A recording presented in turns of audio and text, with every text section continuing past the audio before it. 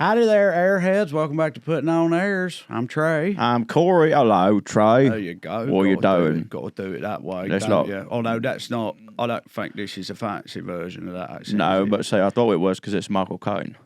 Yeah, but Michael Caine is very famously Cockney. Right, but he himself is fancy. That's true. I just kind of went into like this accent, which is not that. The way he talks is considered fancy over there. You don't think so? No, because that's Cockney, right? Do you know that Which Cockney is like, that's like London trash, isn't it? I don't know. Did you know that it ain't posh? Did you know that I, until not long ago, thought I didn't know Cockney was like, look at that, man. I didn't know that. By the way, Michael Caine, anytime you want to come on the show, we normally don't do guests, but this is an open invitation for Michael Caine. Anytime you want to be here. I genuinely thought that. Tolerate Michael Caine. I didn't know that Cockney was like a region. I thought that Cockney was what they called someone doing a bad English accent.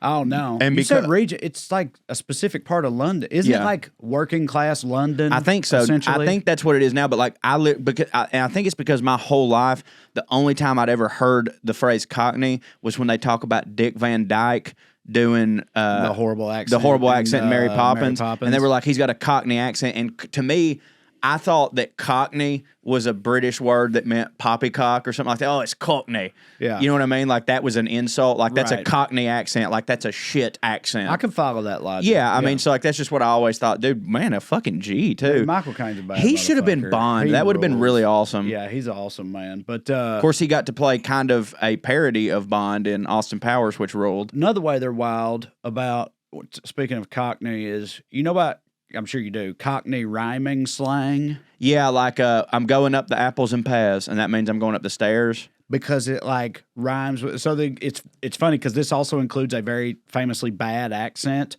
but the very popular example of it from pop culture that I always think of was Don Cheadle's character in Ocean's 11. Yes. So again, he's gotten shit on a lot for that accent, but at one point in that, he talks about if something goes wrong, right? He's like, it'll be Barney. Yeah. And they're all staring at him like, what the fuck? And he goes, Barney Rubble.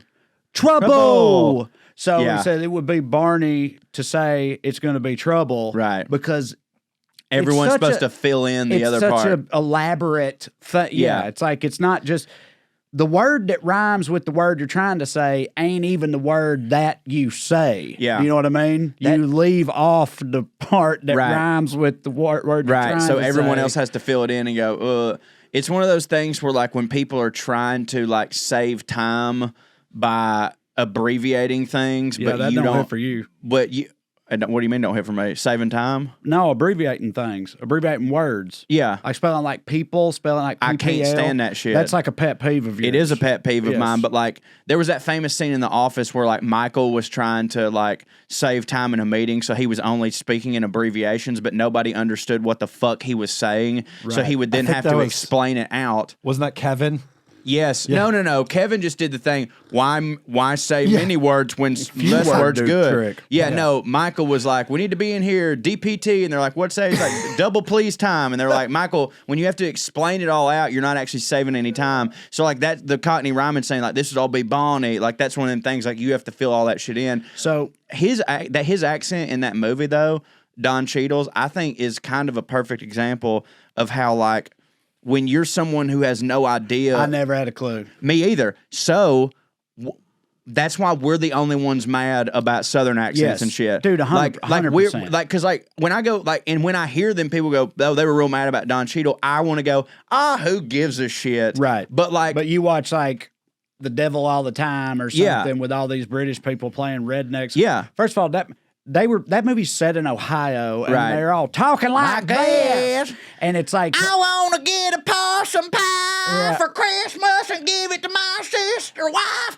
now. Dude, and it's like, to us, it sounds egregiously terrible. But we're the only ones that think that. To most people, it's probably fine. That what just I'm saying. Sound like Puttin On Airs podcast. Yeah, right. That's what I'm saying. Like, it's just it puts that into perspective of like, oh, right. Because when we hear those things and we're just like, how is no one else picking up on this? And it's like, because they don't fucking know. They're not from here. They don't know how people talk. So I looked up a couple other examples of Cockney rhyming slang. The one you used is True, but see, you didn't cut off the other word. So the slang word is apples, which means stairs. And the reason apples mean stairs is because the full phrase is apples and pears. Going up the apples. Pears rhymes with stairs. So you'd say heading up the apples. Right, but who the fuck just says apples and pears? I know. And another one, you'll like this one. Bristol's means titty.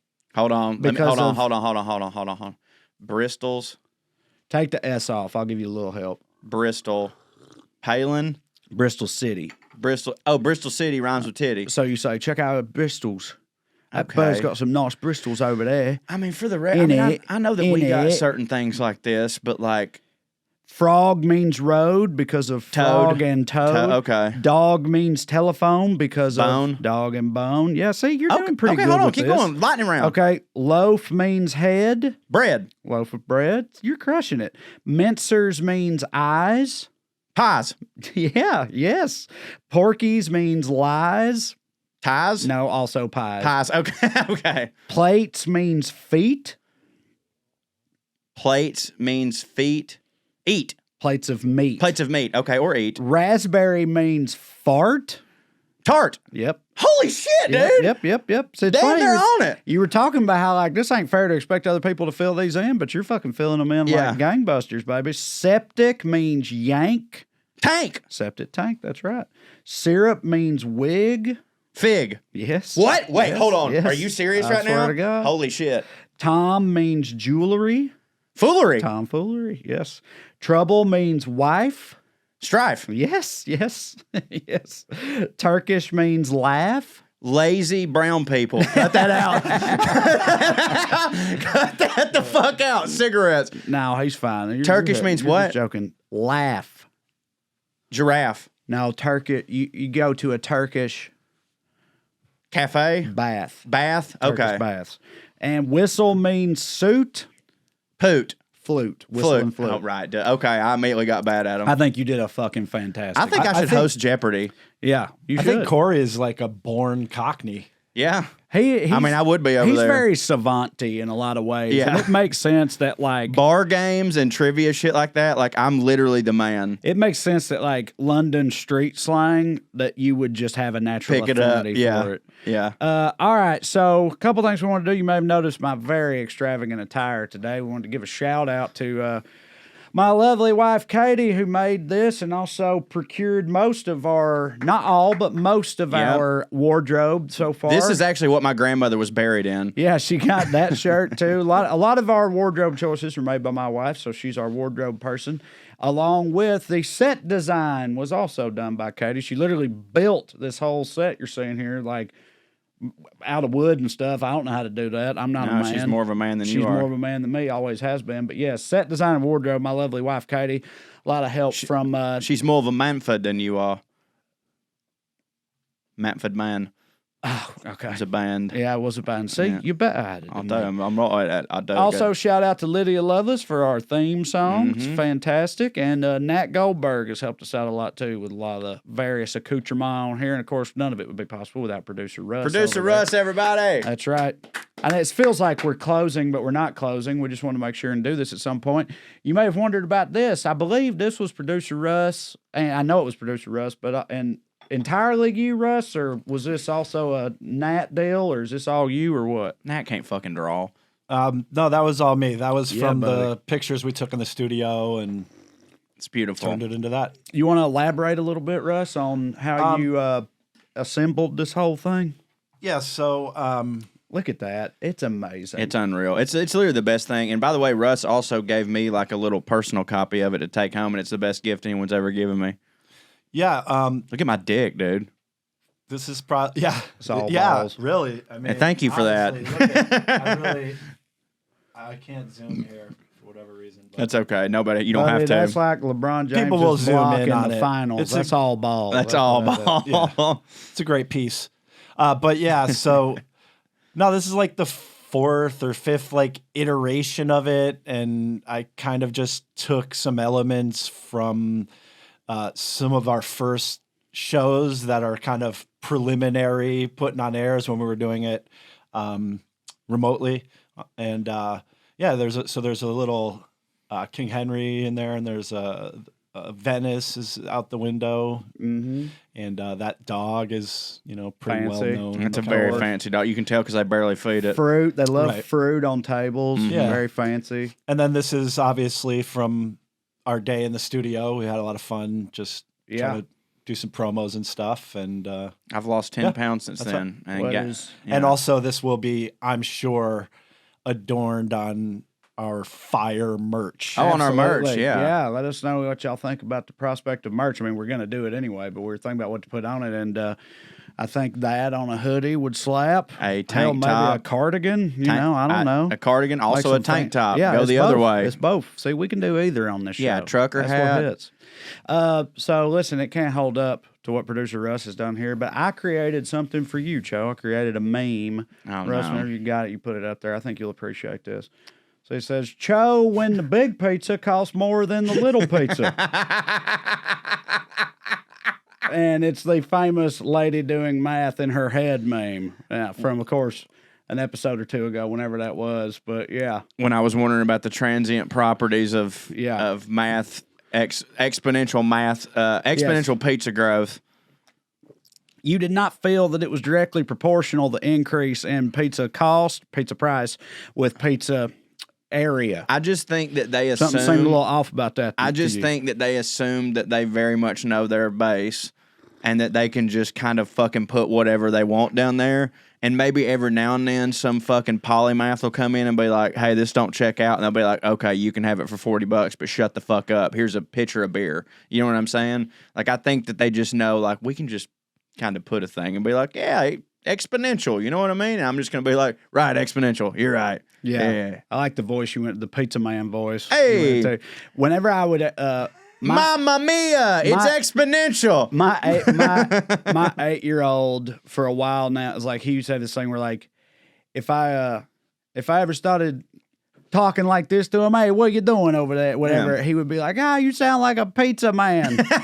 Tell everybody what your kid said about pizza last night. You're gonna have to help me out, I think, because I know it was something like they had ordered Pizza Hut. And we were talking about how Pizza Hut, potential sponsor, by the way. Pizza Hut hits for us, and it was something like, I said, there's a really good place here in Burbank that also hits, but Katie will go to fucking Papa John's instead, which don't hit for me, or whatever. And she was like, it's so much cheaper. And Benton he says something like, people always talk about how much cheaper the pizza is, but if the pizza's too cheap, it's probably made out of cardboard. Yeah. He's like, you snobby little son of a bitch. He's what, 7? He's 8. Yeah, he's 8. And then she keeps trying to defend herself. And then y'all are playing video games, and like he scored on her or something like that, and he's just like, "Ha, that's what you get, you cardboard pizza shoestring spaghetti loving lady," or something like that. He said, just kept going talking in. about his mom. He's like, yeah, she likes pizza made out of cardboard shoestrings, and what was the other thing? I can't remember, but he was cardboard crushing. shoestrings and something else, and then he goes, probably diarrhea knowing him. And then he goes, that's so cheap. We've talked about it a million times, but like, it's genuine. It's not a joke. Like, your kids are so much funnier than we are. Yeah, they're hilarious, man. They are. They wild. Mm-hmm. Okay. Mamma mia. Mamma mia. Here we go again. Yeah. You got to do it with the hands. Put the hands up. Was that movie hit for you, Mamma Mia? I've actually never seen it. That's the ABBA movie, right? Yeah, with Meryl Streep. Yeah. I never really fucked with ABBA. I got no problem with ABBA. I know ABBA's one of those things where it's like had a lot of haters, but a lot of other people are like, you can't fucking hate on ABBA because they're unassailable type of thing. I mean, you can't. And I'm neutral on ABBA. They're I don't know much about them really. I mean, I think they're like a Swedish group. Fucking Dancing Queen. I know that. They're one of the top selling artists ever. Period. Yeah. Like of all time. So you can't hate them. But yeah, it's a musical based on all of their songs, and Meryl Streep's in it. And I mean, the only reason I brought it up, we're talking about kids, is like that's my niece's absolute favorite musical of all time. So because of that, I did start fucking with ABBA, and like, bro, they got some jams, all kinds of jams. I mean, they deserve every single dollar they ever had. I know this is an aside, but just ABBA potential sponsors. Well, yeah, sponsor us, ABBA. We could also in the future we could cover either musicals. Look at them, or the opera. Hot. I mean, them some fancy motherfuckers. I'm saying that man's got a cape on, dog. Yeah, we could cover them. We need capes. We do need capes. But yeah, we could cover like musicals or opera or something. We'll get some cards to wear. Symphony or some shit. Yeah. You know? Yeah. Contrast that with Leonard Skinner. Just For sure. a thought. A Skinner musical would be great. I would love a fucking Skinner musical. Yes, that would be awesome. That would hit so hard. Y'all, it's time to dig yourself out of that winter hibernation. Spring is here, and it's time to get sprung with Blue Chew. That's right. This episode is sponsored by our great friends over at Blue Chews. Guys, confidence can take you far in life, and it can also help in the bedroom. Trust you, boy, especially when it comes time to step up to the plate. The wiener plate, that is, and that's where Blue Chew comes in. Listen, it's a unique online service that delivers all the same ingredients as Viagra and Cialis, but in chewable tablets at a fraction of the cost. Tell them more about it, Trae. Yeah, they're great. You can take them any day, anytime, day or night, so you can plan ahead or just be ready whenever a wiener opportunity arises. The process is simple. You sign up at bluechew.com, consult with one of their licensed medical providers. Once you're approved, you'll receive your prescription within days. The best part, it's all done on the computer there. No visits to the doctor's office, no awkward conversations, no waiting in line at the pharmacy. Blue Chew's tablets are made right here in the US of A and prepared and shipped directly to your door in a discreet package. It's awesome. That's my favorite part about it. They couldn't make it simpler. You get on there, you know, now you're excited to see the mailman. You're like the dog barking and everything because you know you're going to get your wiener hard because your new package has arrived. It's a thrilling day of the month, each and every month, and it's thrilling for you and your wife. I know my wife loves it because, you know, it's just a whole new wiener that she gets to experience, but we both get to experience. And who can't get down with that, Joe? Oh, no, I agree. We're born to love again. It's a brand new wiener. So if you could benefit from extra confidence when it's time to perform, Blue Chew can help. And we've got a special deal for our listeners. Try Blue Chew for free when you use our promo code POA at checkout. Just pay $5 shipping. That's $5 for just a brand new rock hard wiener. That's bluechew.com, promo code POA to receive your first month for free. Visit bluechew.com for more details and important safety information. And we thank them for sponsoring the podcast and giving us a new wiener. Skew. Are you feeling stuck making minimum payments on your credit card debt? SaveWithConrad.com can help, and you don't need perfect credit or money out of your pocket to do this. NMLS number 65084, equal housing lender. Oh, and did I mention no house payments for 2 months? Get rid of your credit card debt and lower your monthly payments right now at SaveWithConrad.com. All right, so another thing I want to bring up, the Olympics are going on right now, and producer Russ showed up today, and he was like, did you know that badminton is an Olympic sport? And I was like, yeah, I did, but I agree with you that that's wild. And he was like, it was the most fucking intense badminton I ever seen in my life. They fucking knocking that cock all over the place. Mm-hmm. That's what it's called, right? A shuttlecock? Yeah, shuttlecock. They wear that shuttlecock out, dog. I mean, look at the flexibility and... I mean, she's going for it. Oh, my ankle would be fucking torn to shit. Oh, buddy, they're very impressive, without a doubt. But it got us talking about, like... Badminton is fun, by the way. Yeah, sure. But a lot of them over there... Look at the passion. So much passion. I don't see how it's any different than tennis, though. Yeah, I agree with you. Like, if you're going to go, like... I've never batted my eye at tennis being an Olympic sport. But I think there's also a way... I don't know. I want to say sillier, but I don't want to disrespect any of these sports because I know that they're all really hard. No, let's disrespect the shit out of them. I think the difference in my mind between tennis and badminton is that nobody plays tennis at a picnic. Right. I think that's... Right. It's like badminton is the thing that it's like, well, we would normally be playing tennis, but we don't have enough room, so we'll play this. Right. So it's like, right. It's like if jarts... But then ping pong is like a step down from that, but it's also an Olympic sport. Yeah. But if you I was about to say, like everybody, the way that most people play ping pong, of course, it's no really big deal. But if you see the way that they play ping pong, it's wild as hell, dude. You have to be like, sincerely, the ping pong players in the Olympics are in better shape than any of my friends. Right. Just play. And by the way, can I tell you something? I will beat your ass in ping pong. No, I'm a fucking great ping pong player. He but is. not, I know. I've seen but it. not any of their, not anything like this. But I can tell you're not top level. Hell because then you would be upset if someone called it ping pong because it's actually table tennis. Well, you can also tell I'm not top level because I have a fucking gut, and those dudes all weigh 120 pounds because they have to run around the table the whole time. Producer Russ, I'm airdropping you a short video that I made on my cell phone, and I don't mean to be disrespectful, but y'all got to see this. I do. Synchronized swimming is now the dumbest shit in the world. It's now called artistic swimming, I think, and it's like it's synchronized. Dude,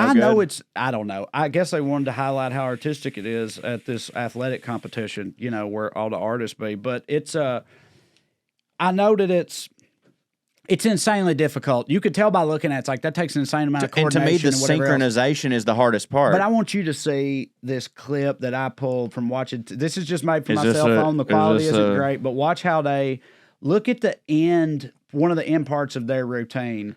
Look at this. This is great.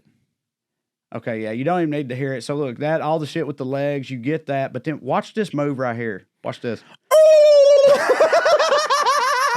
I mean, dude, what is that? That looks man? like a fucking fish that just got It's a- shot with a spear. It's like this is the floppy fish part Yeah, of that's the what I'm routine. saying. It's wild. Do you think that and like that sound you made is exactly.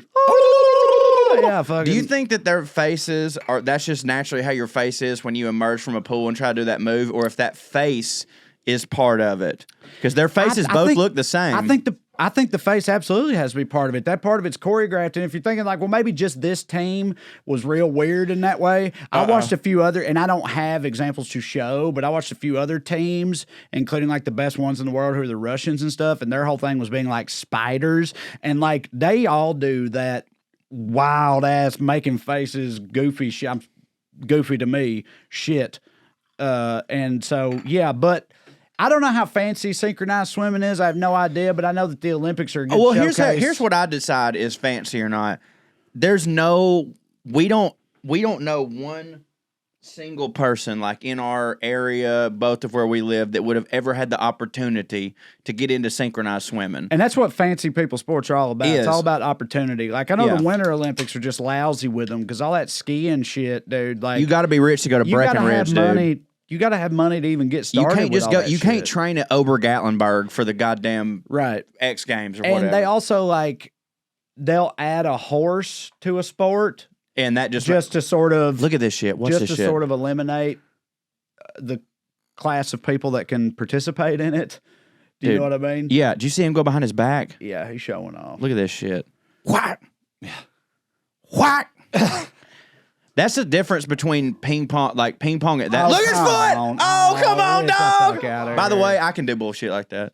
All right. So, I'll throw my paddle. but again, I'm saying that's nothing. They'll add a horse to a sport and that makes it fancy. And that makes it a different sport. Like polo, you know. Look at this shit. He comes around the table.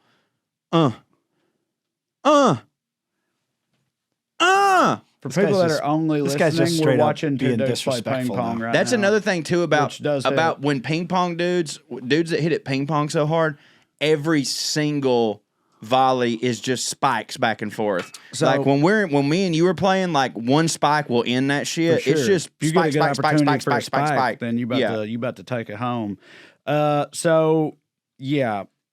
Talking about rich people sports though, skiing, obviously, like we said, any kind of skiing is hard. We talked about dressage in one of our first episodes. Equestrian, like I said, anything with a horse in it is automatically fancy. Like polo's so ridiculous. And possible over, like, yes, it is. It's like croquet, but on a horse. Yeah. And it's just one of them things where they were just like, I'm sure they were playing croquet and they're like, how can we just up Fancy the ante it, a little make it bit? to where the peasants can't do this. Dude, exactly. I like the archery too. Horseback archery. Yeah, right. Come on, that's tough. Also, Took that from the actually, you Indians. know what? Do you think? Do you think though? We said that they took croquet and they added a horse.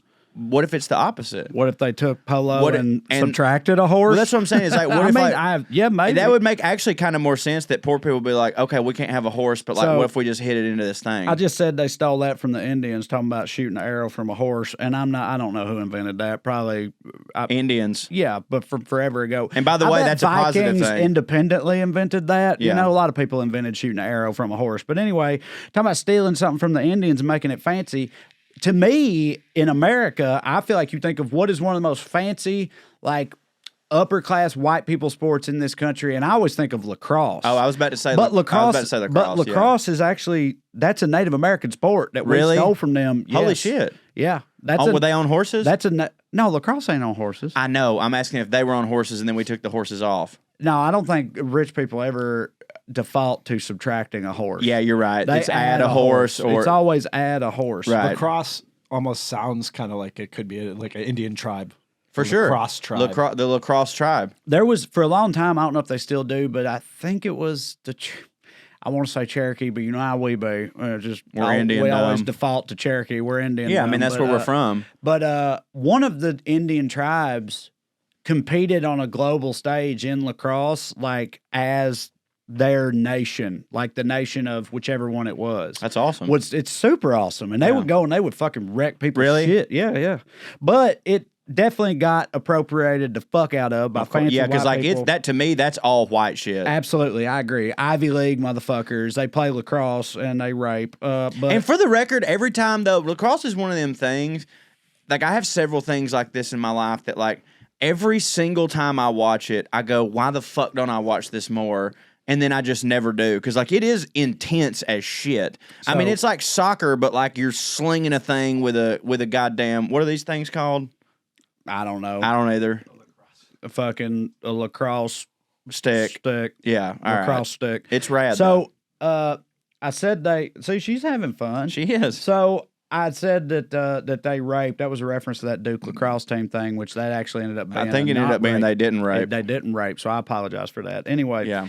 let me read you this list. I could see why people would think that though. Let me read you this list of lacrosse players' names. Okay. This is from 2018, and it's like the lacrosse all name team. So it's not that any of these guys like really hit it very hard, but I mean, some of them might. I don't know. But the point of this list is they took the lacrosseiest names they could find and put them all on one team together. But they're all like college level lacrosse From players. America? Yes, from America, and they're all real. Okay, let me read them to you. Shackelford Stanwyck Sr. Jesus Christ, senior. I know, which is weird. It's Wait, like that's he has weird. It's weird. So you tell me he had a kid as a college age motherfucker? Because that's our shit. Well, and also Trash like people do that. Also, like normally when someone like a Shackelford Stanford has a baby at 18, they cover that shit up. You know what I'm saying? I know. So like for maybe him- that's he's a senior in college.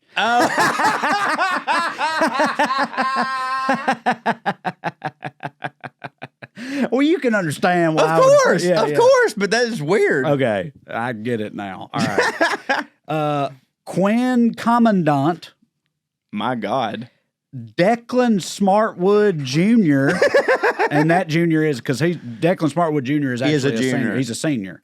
He's He's a senior in college. Yeah. He's a junior senior.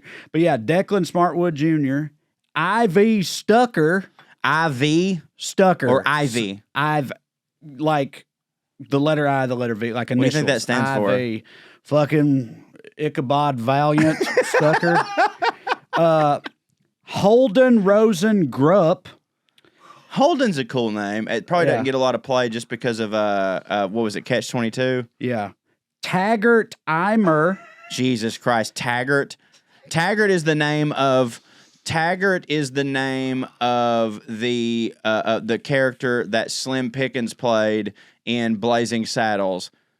Who the cowboy that rides it? Yeah, his name was Taggart. So that's not fancy to me.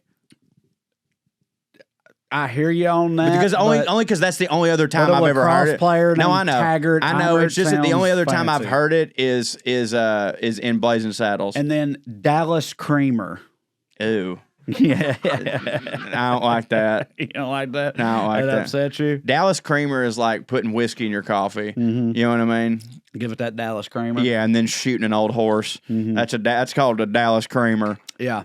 Yeah, Yeah, what's the sex move called a Dallas Creamer? that's where you fuck a lady on top of a horse and then shoot the horse because Yeah. it's sick and old. I was gonna say like coming on your maid's leg. Or I something. mean, yeah, exactly, and then shooting her because she's old. yeah.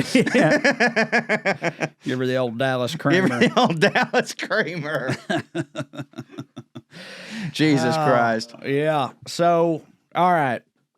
I wanted to talk about again. Let me get my hands free so I can do this move. The Venn diagrams. I always got to illustrate. I can't decide it with the if DDP. that's the DDP or the Illuminati. It's both. It's always hit for me that those are the same thing. Yeah, like and it's Jay-Z. and Jay-Z. Hove, Which that's part of why people were saying it was the he was in the Illuminati, is 'cause Illuminati. Jay-Z was doing it. Yeah, and it's so stupid because he was doing that like before the blueprint even came out. Like, Right. you really think that you really think that Jay-Z was in the Illuminati before he became a billionaire? The people who think that, yes, they do. They're so stupid. They would though. just Like, answer you with a straight face. Yes, I do believe dude, that.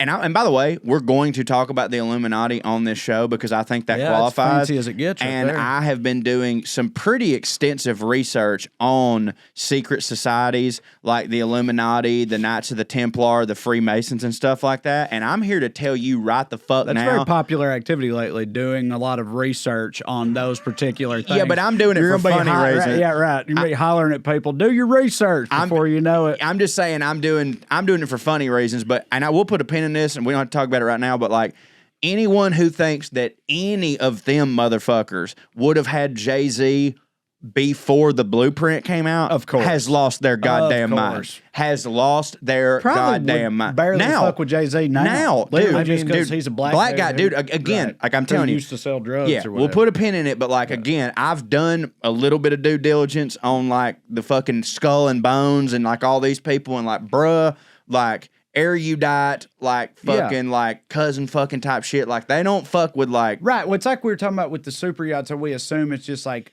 fucking captains of industry and their heirs. Yeah. You know what I mean? It's like, I don't care how. Jay-Z is a fucking mogul, right? he's the best. For sure. I love Jay-Z, For by the sure. way, is better than all those people. But you can't. I don't think he can ever get to a place of acceptance from those You fucking can't. people. And we'll talk about that later because I'm going Right. to do a full Professor Cho on like Literally, secret just societies. even just the being black part. But I'm if you remove that, like his granddaddy would have had to have been a mogul, Right. for him to be able to get into that world, For sure, no matter dude. how hard he For hit. sure. I think. Weren't a lot of the big authors, Freemason authors, they're Confederate officers, a lot of them. There too. was a lot of that going Here. on. Like there's a lot of that shit going all on. the dude. Freemasons get wrapped up. Yeah, we should. We'll definitely cover that more. A full, trust extensively me, later, a full but yeah, episode and probably a lot on Patreon. Because the Freemasons and Illuminati get wrapped in together, and it wasn't just Confederates; it was like the founding fathers, who they all had slaves. So it was Ben fucking Franklin. Yeah, it was all of them. Anyway, okay, so And if we end up dead after that episode, it's all good. They ain't It's worth listening it. to this it's shit. real. Yeah, we way too trash for them to pay attention, which hits. So anyway, the Venn diagram overlaps. Rednecks and fancy people. Where is it this week? Showing off. Both cultures love to show off. Let's start with rednecks first. And rednecks, it takes a very hold my beer There kind he of is. fashion. See, it's not the guy in the front that's showing off. It's the dude in the back. Yeah. So you can see that guy just clearly handed someone his beer and then dove spread eagle into a mud puddle. Yep, Because that as- hit for them. As you do. And I mean, hell, hits for me. Yeah. That's called a so- Mississippi baptism. We get Mississippi baptism. There you go. I like it. So, listen, we had a recent tragedy in this arena this week. We did. You pull up that screen grab I sent you, Russ, please. The legendary Timbo the Redneck has passed away, y'all, at the age of 18 after his truck flipped while doing donuts, according to friends and family. Now, if you don't know who Timbo the Redneck is, I didn't either. And listen, I'm not trying to just disrespect the dead, although I stay doing that. I don't really care that much. But he was a TikToker from Florida whose whole thing was being a redneck, and you'll never believe this. Super into Trump and all that shit. Everybody- Confederate flags and all his videos, all Everybody- that type of shit. And Get your then- best Big Johnson shirt and put it at half mast yeah, right that's now. right. Yes, exactly. And he apparently was doing donuts, flipped it, got hurled very far from Yeah. the cab, which then rolled over on top of him. Because, seatbelts are for queers. So sure, dude. that's how that happened. But anyway, clearly this man was showing off. That's what he was doing because Yeah. that's what a lot of us do. We have it in our blood we just want to show off for motherfuckers, I I've remember, actually done exactly what he did, and I lived. Yeah, that checks out. 100%. Elaborate. So I was 16 years old, 16 and like, I don't know, 2 months because that's how long I had my driver's license was 2 months after I turned 16. And we went to this party that my buddy was throwing, and like his parents were involved in this party, and everybody was young, and it was called, I'll say it's our buddy Quinn, Andrew, who lives in France, France. I know So Quinn, fancy. yeah. Mm-hmm. And he had this thing called Quinn Stock, and he was going to have some like bands from the area. Your buddy threw his own festival named after himself. Yeah, it was. He did it a couple years in a row. But it was all for like only. I mean, that's some red ass shit. He didn't sell tickets or nothing. Like it was just like a real big barn party that he gave a name. Everyone after at the himself. high school. Everyone at the high school. But like, here's the thing: it wasn't as red as you think it was. It sounds pretty red. No, I know it does, but like, it wasn't like nobody was drinking. Like it was, the parents were involved. It was like what they were trying to do was like have a place where all the kids could come and enjoy. Because one of the top band that was there was my buddy Kelly O, he's the preacher I always talk about that really hits for me. He was in the biggest band that was there, and they were like a church band, but they were really, really good. And they also did a bunch of Bush, like they closed with glycerin and it hit real hard. But like it was just a place where like they were all involved in the church. Like, hey, we can all come here, and the parents will be there, and the kids can like hang out in our back field, and we'll have music and stuff like that, and we'll have refreshments, and it'll be fine. And I was a like, church involved? No, just sounds like a churchy affair. The way you just outlined it. It was like, but the church didn't have anything to do with it. But like, there were some people that everybody there, a lot of people there went to the church or whatever. But there was also everyone could come, so there still was a bunch of us old boys that were coming, and we were like, yeah, I mean, you're not allowed to drink openly, but like, we're still going to drink. So we had me and my buddy Jared had our friend Brandy, who is now Brandy Clausen, by the way, married to Casey Clausen. What? Yeah, she's married. Shut the fuck Swear up. to God, married to Casey Clausen. Go Vols. Go Vols, former Vols quarterback. Yeah, fucking hairy ass, nasty fucking biceps on that son of a bitch. But like, she's not. Yeah, and like, I'm not. She was underage too, so she technically the only crime she committed was like buying alcohol underage. Like, you can't provide for a minor if you're not. So I'm not throwing anybody under the bus. But like, we told her, we're like, hey, go down there and get us a bunch of vodka, and we'll just fill up a shit ton of water bottles with vodka because nobody can be able to tell, and like, you can't smell vodka. That's a classic move right there. Classic move. So we show up to Quinn Stock, and it's just like, yeah, we're just drinking bottles of water, but just fucking straight liquor, dude. Just straight liquor. And I'm hammered drunk. And I just got this was 2004. Yeah, it's 2004, 5/16, and I had a 1999 or 2000 Tacoma black. Yeah. It was awesome. I loved it. Extended cab? Hell yeah, extended cab, and that comes into play. And it had to be extended to fit all these sumbitches in the back when I was doing donuts. Yeah. So we go there, and we're just getting pissed drunk, and the night, like, kind of, everybody starts getting wild, and like all these people were like, man, they're really enjoying this Christian festival we're putting on. But we were just fucking torch drunk. Like, we were hammered. But wait, are you fucking tearing it up in the truck in front of all the parents and stuff, and they just don't know you're drunk, but they're fine with that part? Like, yes. they think you're sober? Yeah, so it is red. So it's red as fuck, dude. Yeah. So bunch of 16-year-olds piled into a Tacoma fucking ripping shit in a fucking field. So, but the parents are like, they're just having a good Christian time. And I wasn't the first one to start. It's fun. I wasn't the first one to start doing donuts because, like, I'd literally just got my driver's license. Like, I'd never done a donut before or nothing like that. But all my way more red ass buddies. Special day. We're out, I know, dude. I know. Popping my cheer wine. I had all my other red ass buddies were in there doing donuts, and I'm just kind of like sitting there looking at them. I'm like, all right. So it seems like you start going, and then you cut it real hard, and then you hit the brake. I think I got this. Yeah. I got this. So I'm like, I'm gonna go do some goddamn donuts. So I popped my first now on my Tacoma. What's great, and this is perfect for doing donuts. The e-brake on my Tacoma was one of them pull cords like that. Oh, yeah. For like a lawnmower or whatever. Yeah, and if you're doing donuts, that's money. Because like you're just driving, you fucking hit that sumbitch and you just slide right on. Yeah. So I go out there and I just like attempt my first one and like goes gangbusters. And I'm like, holy shit. So I'm out there doing donuts. My buddy Will's in the car with me. We're just having a good time. Well, all of a sudden these younger kids who like 13, 14, who are on the football team, they're just like, we won't get in your truck. And I was just like, no, man, like, in the cab, yeah. And so, again, you are hammered. I am. Oh, I'll get into how hammered I was later because I have, like, actual scientific evidence to back up how hammered I was. All right. Like, actual data that shows you how fucked up I was at this moment. So I'm sitting there and I'm doing donuts. And then I remember my buddy Will was in the car. And then at this moment, Will decides to get out of the car. Now, that's kind of important because my buddy Will, Randy's boy. Yeah, I know Will. I love Will. We always called Will Golden Dick Will because yeah. Will just always kind of knew the moment when shit was about. He would be there for all the cool shit. And then he like had this sixth sense for, okay, we've reached the point to where it's about to go bad, and then he could like eject himself from the situation. I feel like a lot of people whose daddy hits, they know naturally. It's like a gene they have. Yeah, they do. They're just like, all right, I got to get out. It's time for me to get out of here before everything goes south. Exactly. Because that's how I escape all this shit. So at one point, there'd have been all these fucking 13, 14-year-olds in the bed of my truck when I was doing donuts. In the bed of my truck. It's so funny. You're like, no, it wasn't redneck. The parent, yes, first of all, it wasn't that red. It wasn't as red as it sounds. Let me tell you how it sounds. It's like, that's red as fuck. But also that it's like, these parents are present. They don't know that y'all are drunk because they don't know you've been drinking vodka. Yeah.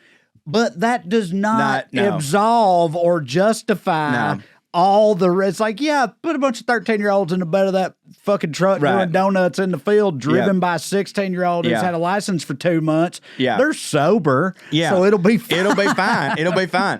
So I tell all them fucking kids, I was like, look, man, I'm going to keep doing these donuts and I'm about to fucking get it hard. Because like in this moment, I'm like, I'm now a professional donut doer. Of course, yeah, you figured it out. And so I was like, y'all get out. Well, so I'm sitting there and I got my buddy Jared is right here. There's this feller named Ashley right here, and there's my other buddy Jared. I had 4 buddies named Jared. Yeah, checks out. Yeah, but 2 of them were in there, Jared and J Rod. I swear to God, I was about to say how many J Rods. Yeah, J Rod and J Rod. I knew there had to be at least one J Rod. 2 J Rods and 2 Jareds. Yeah. And so like they're in the back, and like these boys get out, and I'm just like, all right, cool. So I like, you know, I've got my playlist going because that was one thing when I got to Tacoma, I put like a fucking sweet ass little system in it. Dude, it was tight. You had to. I mean, this was 2004, dude. Systems were huge, dude. Crutchfield. The ones that had shit. like they glowed and shit like that. Yeah, and if you pressed the button, it like came out and put that's some your subs CD. in the back and stuff. Yeah, man. So it was fucking massive. Tight. It was fucking tight. So I put it on this goddamn playlist that I had just made, and I was like, all right, y'all get the fuck out the back, you know, yada yada. I'm about to hit this shit. Well, little did I know they got out and then hopped back in, and I didn't know that because I was fucking hammered drunk. So I go to hit like this, like and by the way, we say donuts. Do you know what they call them up north? I didn't know it was Brodies. What? Yeah, my buddy Jesse. Russ, can you back that up? Is that true? I think it's called. Russ is shaking his head. This is anecdotal. But this is news to me. I never heard of that. Did you call them donuts? Well, this is anecdotal because this is what my buddy Jesse Taylor, who lives in Washington State, when I told him this story, he goes, "Oh yeah, you were spinning some Brodies." And I was like, Washington State. That's a Pacific that's the whole Northwest. Other, yeah, right. It is. That could be true. Yeah, it's anecdotal. They're the rednecks of up there. Right. So, anyways, I got this fucking playlist going. I'm rocking and rolling, and I just take off and to this different part of the field than I'd been, you know, because like we kind of tore that shit up, you know. Sounds like it. Yeah. So I go over there and I'm just fucking blasting. I pull the e-brake. I turn it. Well, what I didn't know is that there was a ditch that was kind of laid cattywampus like that. Mm-hmm. So when I go to do my donut, my tires catch the fucking ditch, and buddy, flipped 3.5 times. What? Right, 3.5 times, and I've got my window down. With fucking 13-year-olds in the bed? In the bed. What? So we flipped 3.5 times, and would you like to know how I know that we flipped 3.5 times? That's how many times my fucking head hit the grass out my fucking window. How's the grass doing? Well, so my head hits. I had to rope it off. Sinkholes there to this day. Man, I just realized a part of this story that I didn't mention because my head hit the grass, and then when we went forward, my head went through the windshield in the front. Yeah. Obliterated the windshield. Which was devastating to me because I had so much glass in my head that they had to shave it, which means they had to shave off all my hair, and I had it dyed fucking bleach blonde like Eminem. Yeah, of course you did. I had my eyebrow. Dude, this is way more metal than I thought this was going to be. Oh, dude, yeah. That's a fucking... Yeah. That's a horrific crash right there. So we flipped 3.5 times, right? We flipped 3.5 times, and on the third one, the reason I say half is because I'm laid up and I'm on my side right here. You know what I mean? I'm on my side right here, and I'm just laying there as my super hitting playlist is playing. You know what song was playing? Slob on my knob? No, dude. Candlebox, Far Behind. Oh, yeah. But they left me far behind. send me. And I'm just laying there. What a song to die to. And I'm just laying there bleeding.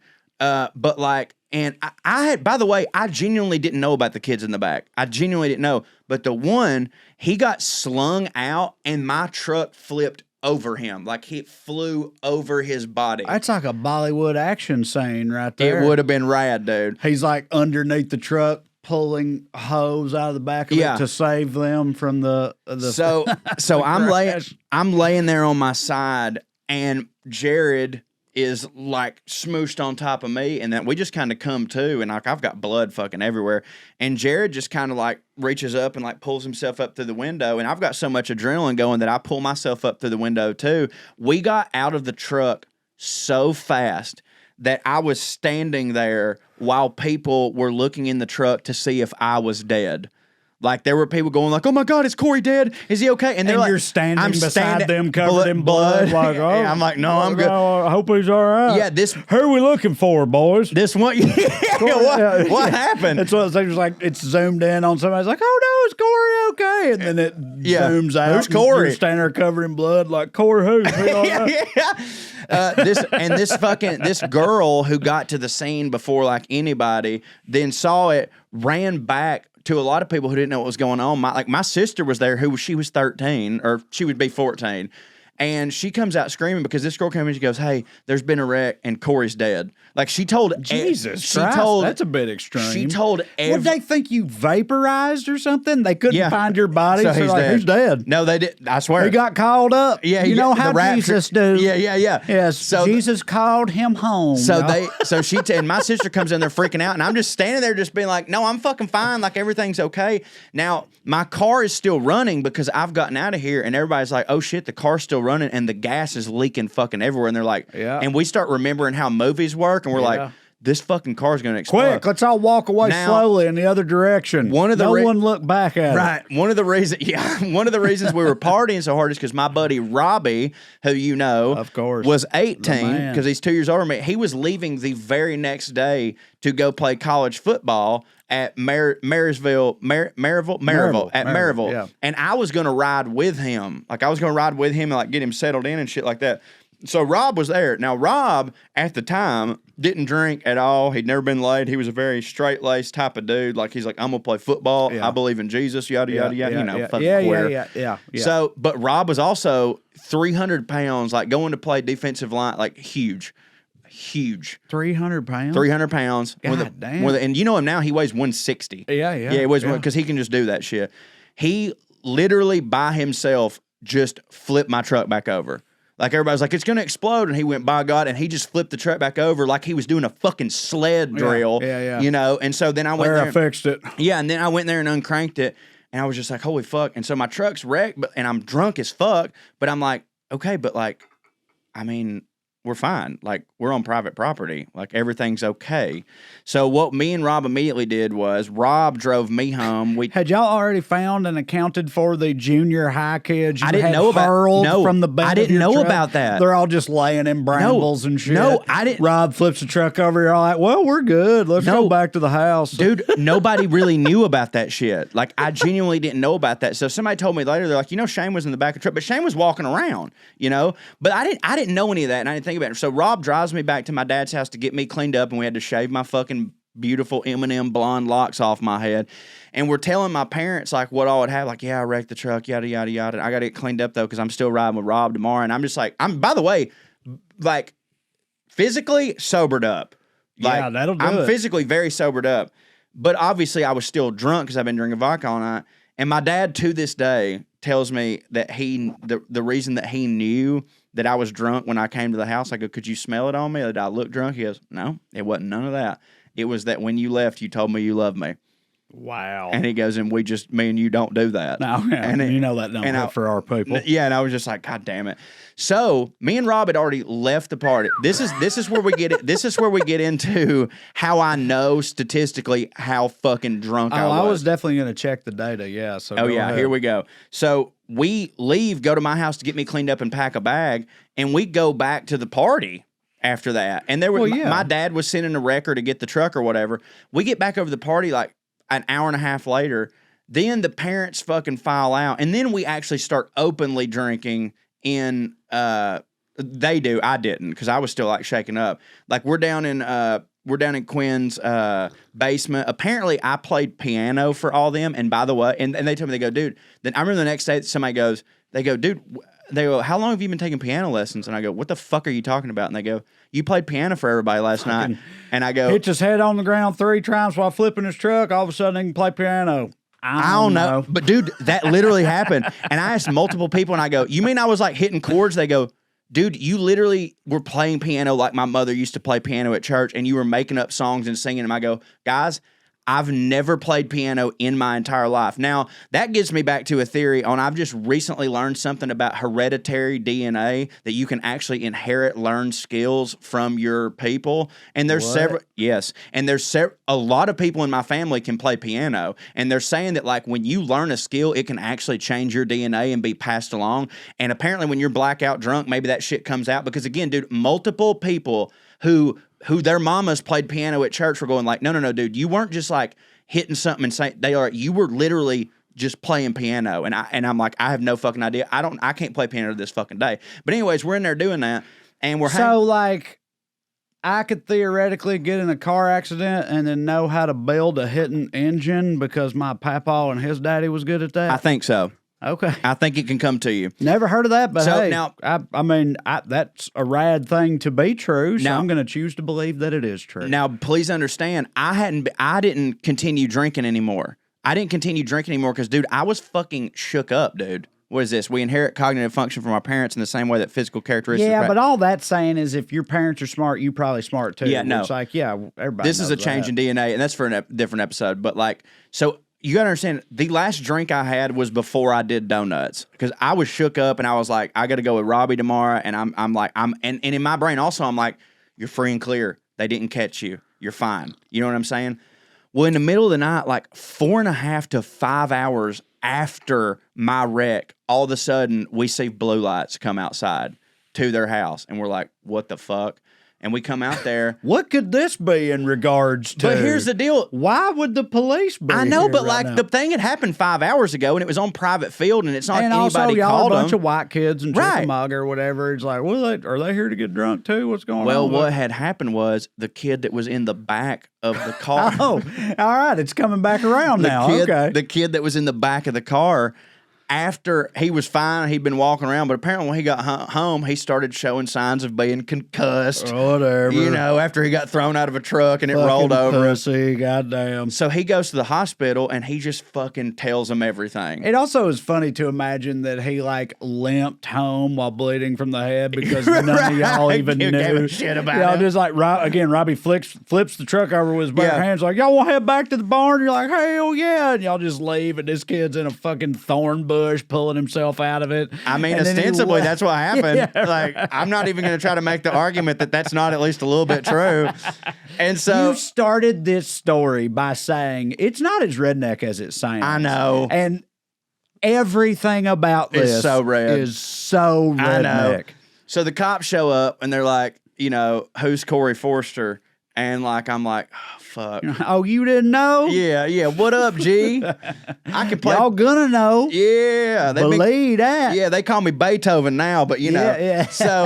So Chickamauga Beethoven, that who you looking for? they tell right here. They tell me all this shit, and they're like, you know, we heard you had a wreck, and so like obviously we're gonna have to give you a breathalyzer. I haven't touched a drop of alcohol In 5 hours. 5 hours. Yeah. I blew a .06. That's .08 is 0.08's legally drunk. But I mean, I've always here just finna me my redness come out. I've always felt like .08. It was ain't like, shit. Come on now. But dude, that ain't that. But again, drunk. Trey, 0.08 ain't that. Come on, police. Okay, but what does it need to be this? What I'm level? saying is though, I haven't drank at all for 5 hours, and I still was Right. almost legal. And but Yes. here's the thing: it doesn't matter. I'm 16. There's zero tolerance. Of course. I could have blown a Of course. .0001, and like so, you know, they fucking like took me in. You know, of course. So this is the first time only time I've ever gotten a DUI. First time I went to jail. So they come get me out. And I'm sitting there like, God damn, I didn't know none of this shit was going to happen. I mean, it was private property. Now, here's the deal. What ended up happening when I went to court, and this is definitely because I'm white for sure, but it's also just because like they genuinely did fuck up a lot of stuff. Like all I had to do, like I got a lawyer, Walter Moffitt, shout out, sponsor. He just came up to me and he matter of factly was just like, and this is actually my court date wasn't until 6 months later. They took my ID that night and were like, you don't get to have a driver's license no more. And then 6 months later, here's my court date. My lawyer shows up and he just goes, all right, I think I know what happened. And he runs this whole thing. He goes, you're on private property, yada, yada, yada. And I go, yeah, I drank. He goes, don't. Yeah. He goes, hush. I go, okay. He goes, you blew a point, what, 0.06? He goes, yeah, that's about 2 vodka orange juices. And I was like, okay. And he goes, look, man, here's the deal. You're 16 years old. You got this brand new truck. You're out there having fun with your friends. You wreck it. You're upset. You go back. You know that your parents are going to be mad, and you needed a couple drinks, which would make sense. That's a good lawyer which right would, there. He goes, which would make sense that 4 hours later you blew this. And he goes, buddy, that's what's up. He goes, say that shit. That man's lawyering his ass off. Dude, he goes, just say that shit. I said that shit, and the judge goes, yeah, that's about right. Well, what are you going to do? And what are you going to do? And then he goes, but. Sounds about right to me. He goes, but. Thank you, Walter. So he goes, but your punishment. That's it, man. He goes, but your punishment. See you on the golf course this weekend. He goes, I'm still going to have to, I still want to take your license because regardless, it's reckless driving. You know, it's still reckless driving, so I'm going to take your license. So they wanted my license, and I go, I don't have it. And they go, where is it? And I go, that guy took it. And I took it. And I pointed the cop, and he goes, you've still had his license? And he goes, yeah, I forgot to give it back or whatever. And he goes, all right, well, we're going to give you time served. And they just gave it back to me. And that was, and of course I paid. Sounds about white. Right sounds there. about white. That but is like some white shit. But like that's how that shit went down. And then I didn't go the next day. You won't believe this, with Robbie to his school because I was in jail. Yeah. And then Robbie, of course, that's where, by the way, Robbie met Drew there. Yeah, I know. Drew was playing football at Maryville. Yep. And then he ended up dropping out. But like, yeah, that's the story of me trying to show off. That's all it was that's how rednecks show off. And yeah, you're right. In hindsight, that is a pretty redneck story. Here's you think? Here's a picture. That's my lawyer. His lawyer. Yeah. Yep. That's one of his premier clients right there. The chicken. So, all right. Well, goddamn. Well, that was wonderful, and I'm glad we did it. Let's talk about fancy people showing off. Well, however, yes, we'll sort of blaze through some of it, obviously, with fucking fancy people showing off. They do it with, Tigers and Ferraris and stuff, or at least the oil sheiks do. Right. That's what I think of. You put a Tiger in a Ferrari, fucking, race down a desert freeway, fucking ramp off a oil something another, and then put it on TikTok. That's what fancy people do. I don't know. I just made all that up. But can we take a pause right here? Hang on. Let's just hang on before we get to Professor Cho. Let's just. You know what? Fuck it. There's plenty more we can get to later. The main thing, I found this article. I found this article about how rich people flex, right? And it's all new money shit. Yeah. Which obviously is a little different. And again, we will continue to explore this topic in future episodes. So I'm just going to cut it down to, because of time, the main one I wanted to share with you from this list. There's a company called G Spirits, which caters to fancy clientele, ostensibly. Do you want to guess what G Spirits is? Hold on. Let me try. That's E40's vodka company. That's pretty close. I thought you were going to say the people that made Tupac's hologram. Yes. We specialize in channeling the ghosts of famous rappers. G Spirits. No, but it's a G Spirit. It's but no, it's a company that it is a vodka, or it's a liquor company, and they sell liquor that has been fermented, made, whatever, and then poured over the breasts of models before being bottled. That's what's up.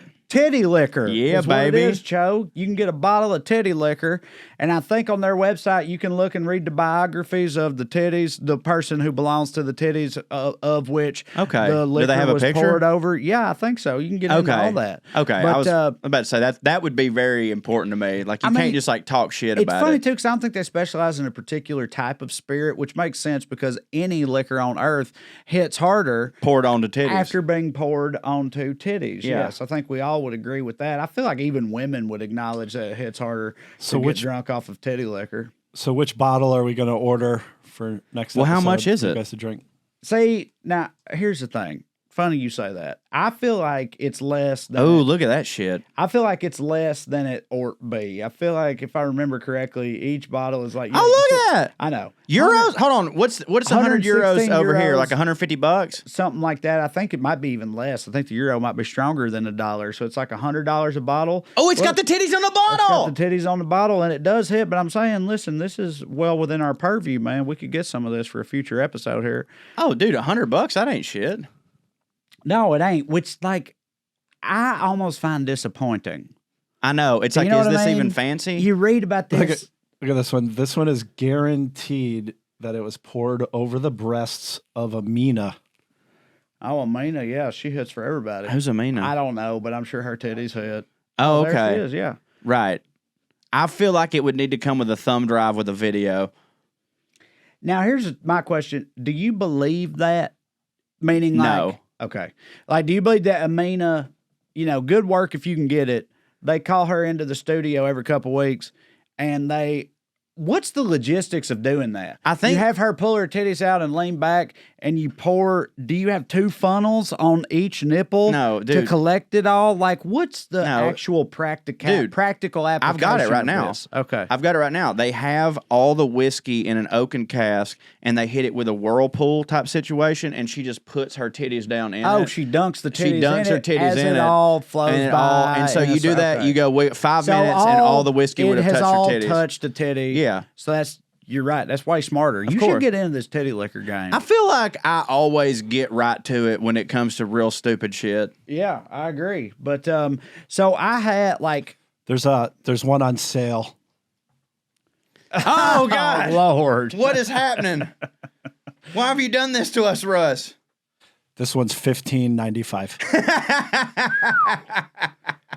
That's the maddest dog 2020. So I had some. I had some other things for how rich people show off, but I think we'll just save it. We'll tease that for future episode. Again, Well, that's my fault. It's going to be no. It's not your fault because what you did hit, but. That hit real hard, but I want to get to history with Professor Cho, and rich people showing off is going to be very much a recurring theme on this show. So I just wanted to make sure, if nothing else, that I mentioned titty liquor to you, and we should look into maybe getting some titty liquor. Who knows? In the future, we could make our own titty. We could pour liquor on our titties, Yep. or dunk them in a liquor vat, like you were saying. I definitely and think we maybe should be sell that to our sponsored. Patreon people or Yeah, something. another They merch could- another idea. merch item. You can get some fucking whiskey that's been poured over our titties. Why not? That would hit.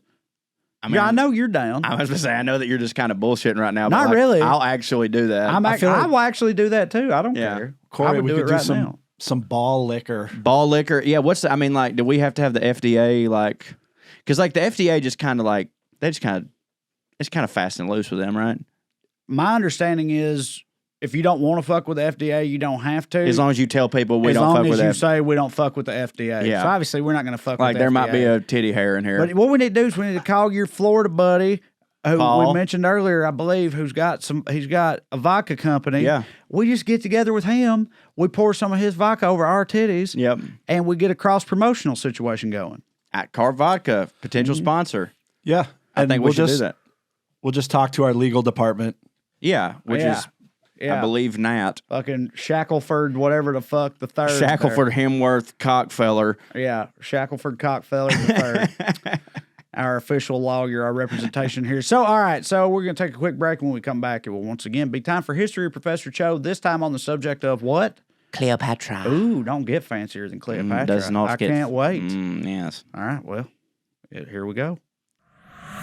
Y'all listen, CBD ain't about what you feel, it's about what you don't feel. Stress, anxiety, pain. CBD is a great way to help you with life's ailments and inconveniences and other such things of that nature. Nervousness, sleeplessness, all can be remedied with the use of CBD, and Feels is a better way to feel better. Feels is a premium CBD that will help you keep your head clear and feel your best. It's hassle-free, delivered directly to your door. CBD naturally helps reduce stress, anxiety, pain, and sleeplessness with no hangover or addiction. Cho, you've had experiences with this, right? Absolutely. Yeah. Okay. Most people that know me know that I'm one of the most nervous, anxiety riddled, and sleepless sumbitches that has ever been. And then CBD became a part of my natural routine. And I mean, look, I'm not going to sit here and tell you that I'm completely cured, but it's a wonderful and stark difference. And CBD has just now become pretty much like brushing my teeth. Every day I get up, I get my little feels dropper thing, and I just boop, boop, right under the tongue. Sometimes I put it in my tea.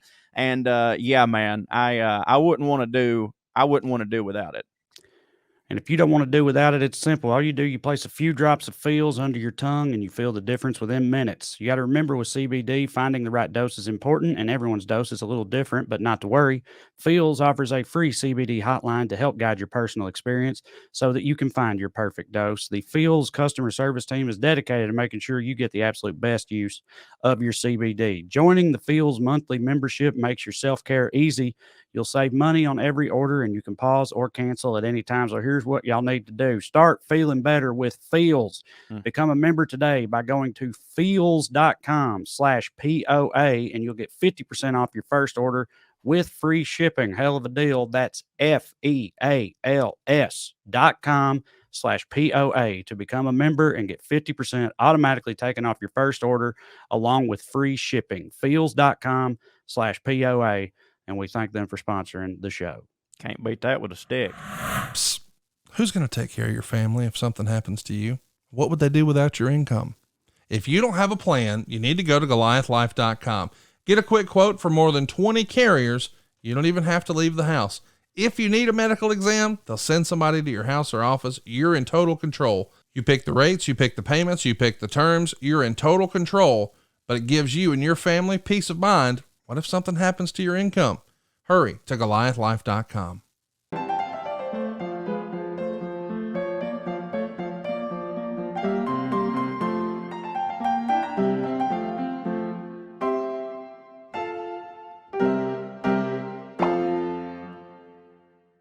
All right, time for History with Professor Cho on the subject of Cleopatra. As always, I like to say what I already know about the subject at hand. With Cleopatra, I'm going to be kind of all over the place. There's no certain order to this. These are just the general things I feel like I know about her. She's considered the, the epitome of, it's almost like some Helen of Troy shit. Yes. She was like this beauty from antiquity, essentially. From Egypt. She fucked Caesar and Mark Antony, Mark Antony. Yep. Mark Antony. Antony. Which one is Mark Antony is the singer? Is the singer. Okay, Mark Yes. Antony. She fucked Caesar and Mark Antony. She got Caesar by getting rolled out of a rug, which is funny. Because they play it and it is this she snuck her way into his quarters. Trojan horsed herself into his quarters to seduce him by being wrapped up in a rug and then rolled out in front of him. And I realize that does hit, but I also think that's a funny thing to picture in your head. Very funny. Like she just fucking unburritos herself out of this fucking carpet in front of him. And it's just then has to be all sexy after that. Yeah. And it's if you were really that hot, why don't you have to do the whole rug thing? And I've heard in recent years that there are theories that she wasn't this Giselle level beauty that everybody thought she was. It was more that she was just powerful and impressive, and maybe she wasn't as beautiful because of all the cousin and brother fucking that went on in her family tree. All that very much a product of incest. And the last thing that comes to mind when I think about Cleopatra, other than Liz Taylor played her and all that, is that I've always heard this little fun fact that says that Cleopatra lived closer in time to us today than she lived to the building of the pyramids, which is just a testament to how long the fucking Egyptians were hitting. Yes. By the time she was around fucking doing her Egypt shit, the pyramids were already so old, thousands of years old, that she lived closer in time to the fucking moon landing than to then, which is straight up fucking incredible. But that's That's pretty much the things that I think I know about Cleopatra. Yeah, and to put that into a little bit of perspective, she was born in 69. What up? What up? BC Nice. 60 exactly. Nice. I think that is kind of nice that she's like considered this like sex pot. Yeah. And she just happened to be born in 69 Did BC. you say 69 BC, though? BC. So when she was born, it wasn't that yet. No, it wasn't that. You know yet. what I mean? Right. It's now that. It's now right. We look, because Jesus came along and Yeah. he changed what it was. Right. But back when I don't know she was what they born, called it. Who does? The fucking Year of the Cobra or whatever? Who fucking knows? None of us know because we base everything on Jesus Exactly. in terms of time. Yeah, but we're not a Christian world. Does still hit. Cleopatra was born 69 BC in Alexandria, Egypt, and not much is actually known about her birth, but we posit that she was born in or around 69 BC to Ptolemy, which Ptolemy. Yeah, which and did you know this? I wanted to bring this up during the Knights episode, and I totally forgot. But did you know that like whenever like we go, oh well, that letter is silent. There's like we're the ones that made them silent. You know what I'm saying? So like what it was Ptolemy? they probably would like Knights would have been they at one point they called them knits. Like that was a thing they called them was knits, and then it would get like it would go into a different language, and they would start dropping stuff. I would have assumed that Ptolemy in his time and where he's from was actually fucking wolf with a hat doing this combined with snake coming out of a basket or whatever, meaning like hieroglyphics. Yeah. Meaning like we made up All everything about his name. Right. It's just I would have thought. no, me too, but it's always interesting to me like when we say like, oh yeah, that letter is silent. It's like, but it didn't used to be. Well, I don't even like know. a knight used to be knit and a knife used to be knife. Okay, so but I don't even know what the appropriate modern day English pronunciation. It's Ptolemy. No, Ptolemy. Ptolemy. I think Ptolemy. I know how it's spelled, but Yeah. it's Ptolemy. Ptolemy, yeah. All right. And Ptolemy the VII, who was the king of Egypt for 40. They did a whole lot of fucking incest, like I said. Oh, I'm gonna get in. much. I'm gonna get into that. Like Okay. it's actually kind of wild. Not any more wild, but wild that how it worked out. He was the king of Egypt for 40 years, even though it is now believed though that they weren't actually Egyptians. That Ptolemy was actually come from a family of like Greek. Alexander the Great. Like he came was from Greek, right? He came from a family of Greek people that ended up taking over Egypt. Yeah. But then throughout several years, that just kind of got blurred because Yeah. of like the only way stories were told was like word of mouth and stuff like that. That was common back then, Yes. right? Because they would have empires that would take over places and install rulers who weren't genetically sourced from the area which they ruled. Yeah, or but the whatever. point is like the Cleopatra, as we've probably had her drawn and stuff, probably didn't have that pigment of skin. Like she probably. So it actually is appropriate that Liz Taylor played her. You know what I mean? Like, maybe I feel a like little you think bit. about an Egyptian Yeah. queen, and now by the modern day. By the lens- way, it's appropriate that she plays anybody for sure, yeah. My God, absolutely, yeah. She had it like that. But what I'm saying is, I feel like that without knowing what you just said, you might think Cleopatra, famous Egyptian queen, right? Of course, Hollywood had Elizabeth Taylor play her. Yeah, but that might have actually been accurate. It very she well- was descended from Greeks or Greeks. whatever, and they didn't branch out too much, No. as I understand it. So No, they they very much- kept all that Europe shit going. Yeah, so I mean, yeah, okay, that looks like a bird person. But in 51 BC, so this is I hate doing math upwards. 3 years later. No, wait. Yep. Math downwards is for you. I mean, it's what I know. You know down math. You don't. I know up down math. I don't know You know up down math. math. You don't know up I math. can't do up math. So subtract hits, add don't hit. And no, yeah. Okay. It's fine. So Cleopatra becomes queen of Egypt in 51 BC after her father dies, and she. So she's 18. This is an interesting way to word it in my research. Is she co-rules with her brother Ptolemy the Eighth? Do you know what? I mean, when they say that she co-ruled with her brother, She ain't did much. no, what She it means fucked is him?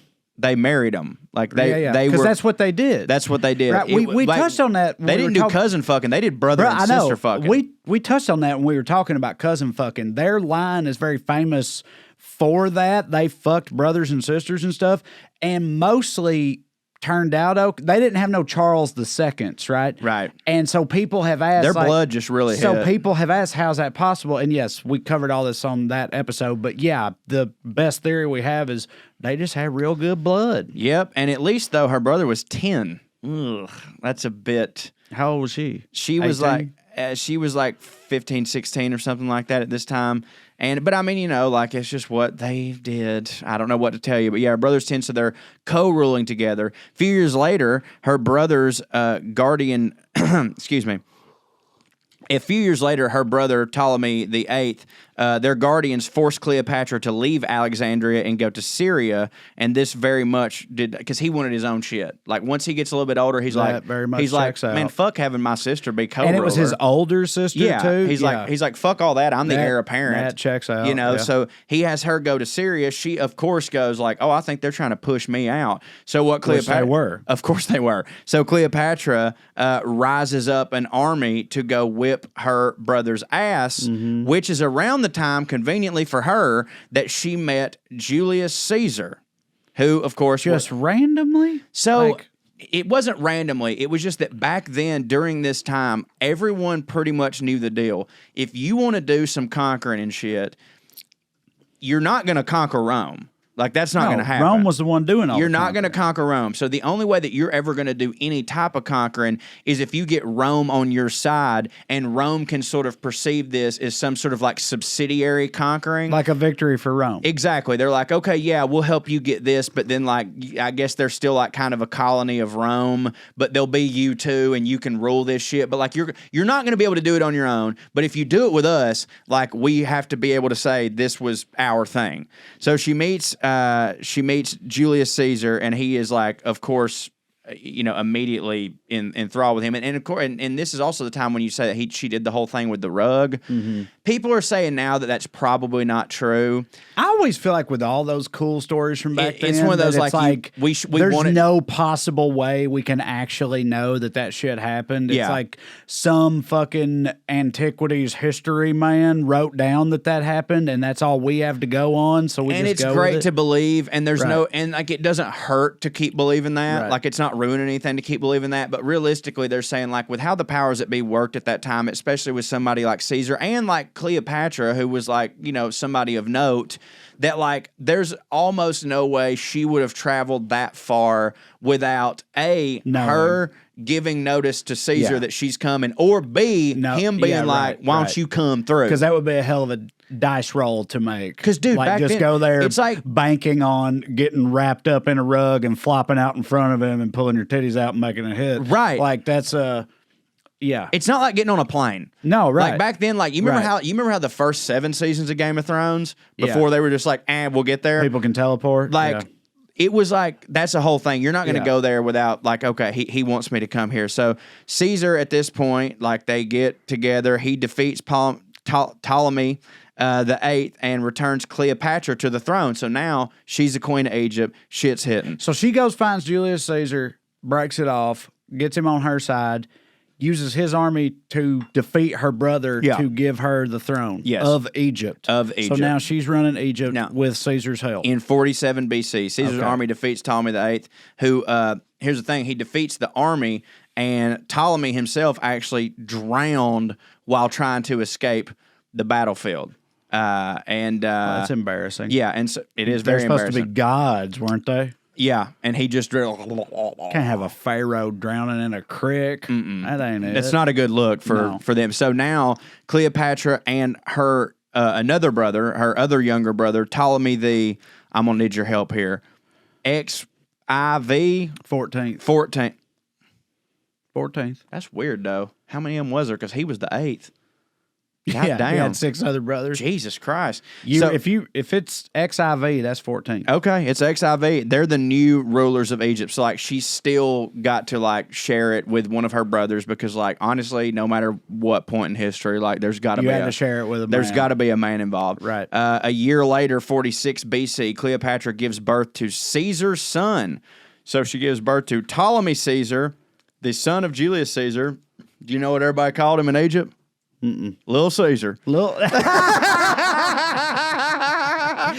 way. I swear to God. They all called him Little Caesar. Little Caesar. That was his nickname, was Little Caesar. Beep, beep. Yeah, that was Little Caesar, dude. $5. I love what he's done with Hot and Ready's, man. Dude, his legacy will live on forever. In 44 BC, so this is 2 years later, Caesar is assassinated. All right, and so we all know what happened there. Yeah. Caesar Brutus fucked him over. and Brutus and like all his homeboy. It wasn't just Brutus that stabbed him, by the way. Right, but Brutus was like his closest. I'd homeboy. always thought that it was just Brutus that stabbed him. Like, No, it was all No, of I them. know it was. They Like all stabbed in my romanticized view, it was just like Brutus comes up. It was like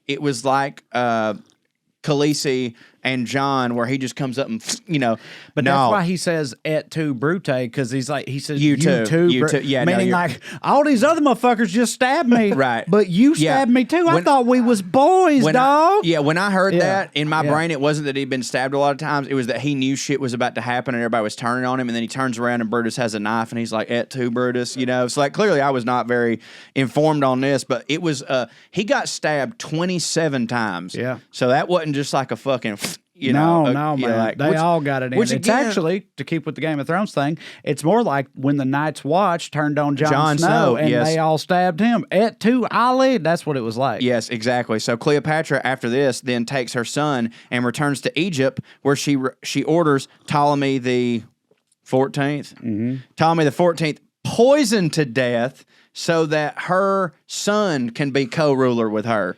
So It's funny that, like, she could have just done that the whole time, Right. evidently. I know. You know what I mean? It's like being forced to now have your younger brother be the king with Yeah. you or whatever.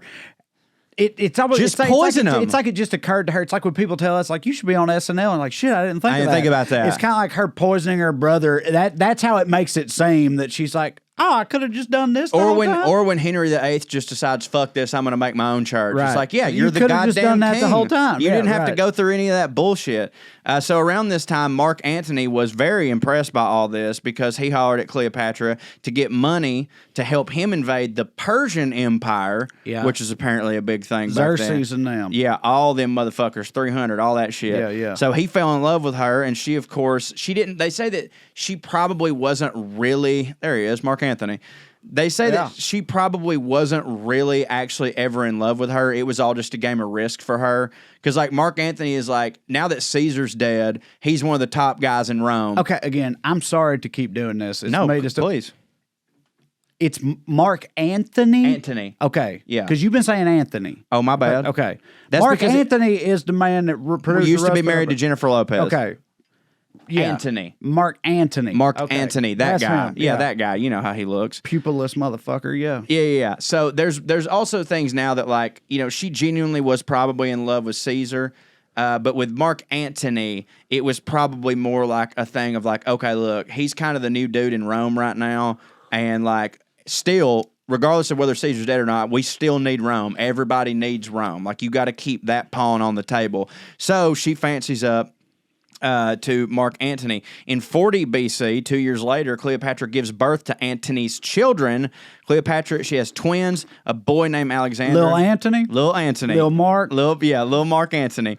So Cleopatra gives birth to twins, a boy named Alexander and a girl named Cleopatra. Antony, of course, is I the never knew that rappers were taking their naming conventions either. from ancient Rome and Egypt. It's sort of, Fucking, yeah. I know it's sort Lil of Mark, Lil Caesar. Now you got Lil Wayne. It's Russian all- books. That's balling as it's shit. all- son. it's You know what I mean? balling, yeah. Yeah, dude. So in 37 BC, they get married, and even though, Mark Antony is actually already married. So he marries Cleopatra, even though he's already married. This is illegal. And of course, this starts a battle with Octavian, who was the new Caesar. Yeah, he was Julius Caesar's adopted son Yeah. and the current ruler of Rome. Yeah. So Took over after Julius got stabbed. Yeah, and this starts to not hit for all these people because they're like, well, why would he get to take over? Like, we stabbed his daddy because like they didn't hit for us. So like, why would we just be like, okay, now you do it?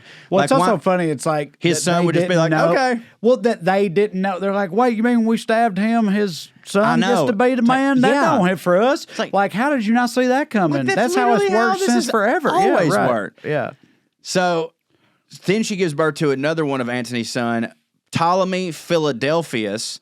It's though believed that he died as a child because Philadelphia don't hit. well that and also like back then like he did whatever the equivalent was of plucking a goose in the mud and coughing to death. Like you just like you got to have a bunch of sons in order to do in that. order to have one of the hits. Yeah. Well, so of course, as you can imagine, Octavian, because she's talking all this shit about how that her kid ought be the actual heir because he is he's little Caesar, like he ought be the Caesar. This don't hit for Octavian, so he declares war on Cleopatra. Mark Antony decided that Ptolemy Caesar was Caesar's rightful heir instead of Octavian, which made Octavian super, super fucking pissed. So now they're having...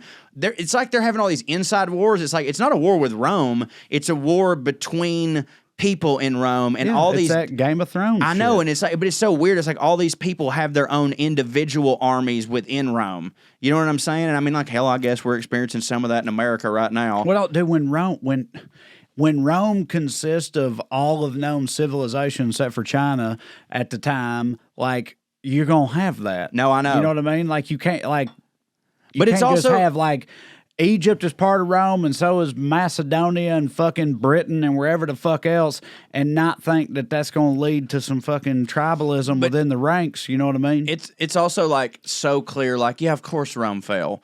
Like, they couldn't even stop fighting brother to brother. Right. You know what I mean? Like, and then all of a sudden there's a Persian Empire, there's an Egyptian Empire, there's the fucking British Empire, there's all this other bullshit going on. It's like, dog, y'all got to keep your shit in check. Like, at a certain point, y'all have to be like, fuck all this, are we not in this together? But like, they weren't, and it was over some goddamn Egyptian pussy, as it goes. So Cleopatra makes a deal with Octavian. Mark Antony is getting his ass whipped by Octavian's army, and Cleopatra immediately is like, shit, I got to do something about this. So she's doubting his ability to protect her. So Octavian comes up to her, and he's just like, yo, if you will kill Mark Antony, I'll protect you.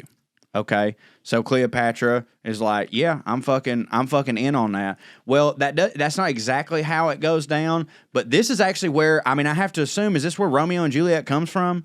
I don't know. Well, because what happens is Cleopatra is presumed dead by some people, and Mark Antony fucking like dies like right after that, like thinking that she's dead. Then Cleopatra, okay, so here's how it goes. She was going to kill him, but she didn't kill him. But then he died anyways, thinking that she was dead. And then when she found out that he was dead, she fucking was like, oh my God, I can't have this happen, and then had a fucking like cobra bite her titty or some shit, and then she died, but then turns out he wasn't dead, and then he stabbed himself. Okay, if that's not where Romeo and Juliet comes from, Then Shakespeare was just on some next level shit, because like that's pretty much exactly that's the whole thing, yeah. So yeah, after Antony's death and the defeat of her forces by Octavian, Cleopatra commits suicide. It's believed that cobra on the titty, an asp or whatever. But then there's also really an asp.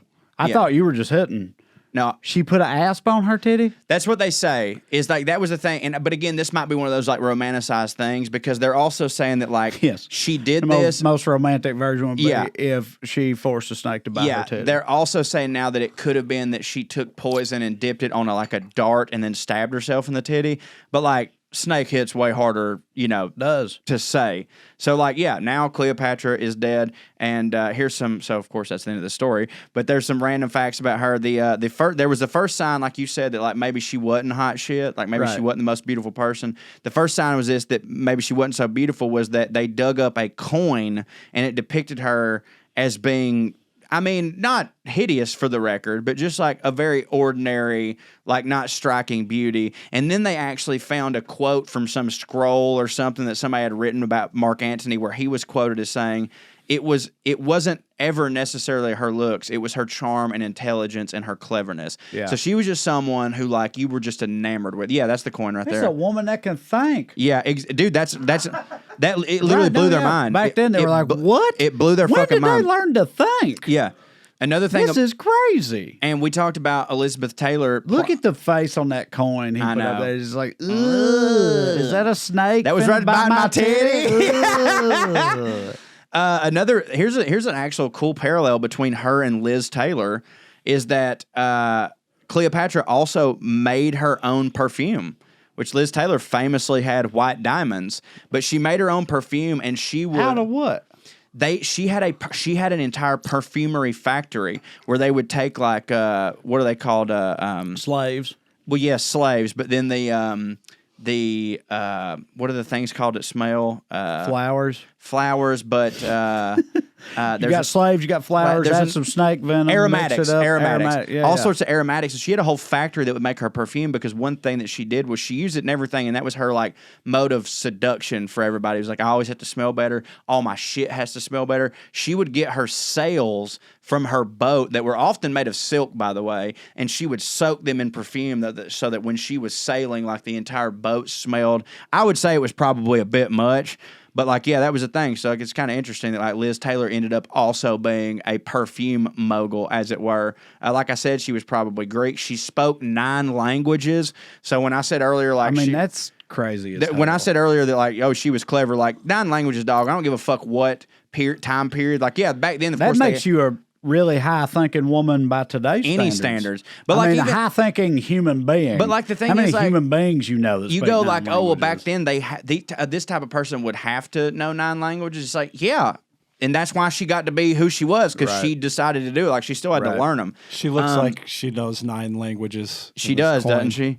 And all of them are, oh, is this a snake finna bite my titty? But yeah, as you said yesterday on our other episode, like everybody in her family fucked everybody in her family. It wasn't like cousins. It was brothers and sisters and all that stuff. But their blood apparently was real good, so it just like kept working out. And the last thing I would like to say about this woman that I found even more interesting than the fact that she spoke 9 languages is that they say that a key to her beauty was that every day she took a bath in the milk of 700 donkeys.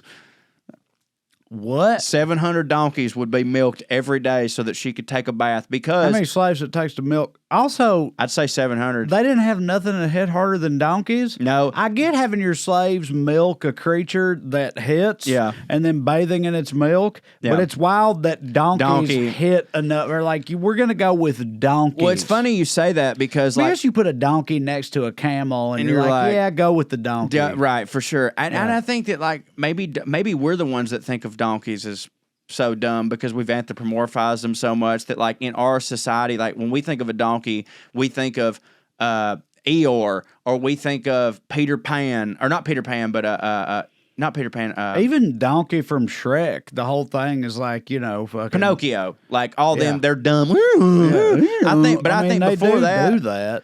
They do, but look at them milking this donkey right here. But nowadays, by the way, we know that donkey milk actually does have some like healing properties and stuff like that, but they didn't know that shit then. Like she was just like, yeah, if I take a bath in milk, that would hit. So she bathed in the milk of 700 donkeys every day. But I want me a donkey milk bitch, you know what I'm saying? Hell yeah. But to her credit, she was able to like almost topple the Roman Empire and reach all the donkey milk. But like, you know, Cleopatra, man, she was what I think we could affectionately refer to as a fucking bad bitch. Yeah. You know, she was. And she was very, very So fancy. even like the modern interpretations of her still don't detract from this was a bad bitch, as you absolutely said. not. Like honestly, whether she was as hot as everybody acts like she was or not, either way, she still hit really fucking I would hard. say that she hits harder than we've depicted her, just not looks wise. But then that's just like whatever. Yeah. But like I was reading all that stuff, and I'm like, yeah, we pretty much have always focused on like, oh, she's just this hot lady that was the queen of Egypt, and like I think we've been conditioned to be like, oh, a queen, that's just the king's wife. Yeah. But it's like, no. She was fucking toppling empires. She was getting moves, people baby. stabbed. She was dude. She was absolutely playing international games of Risk all the time, and because hell. At one point, her brother was literally sending her off to Syria to get killed, and she was like, you know what? Run, tell that. And she got his ass killed and then took over his shit with the goddamn emperor of Rome. Yeah. So, like, yeah, dude, she was a fucking badass. Yeah, well, here's to Cleopatra, Here's baby. to Cleopatra. Yes. That's what we do. We respect women that hit that hard here at the Puttin On Airs podcast. We sure do. Like, subscribe, tell all your friends, give us a 5-star review, and we'll see you next time. Here's Lydia Lovelace. This tea hits because it gets you drunk. It does. I like it. There's still both in mine. They both like cutting and picking fights. Biscuits and baked beans where they don't belong.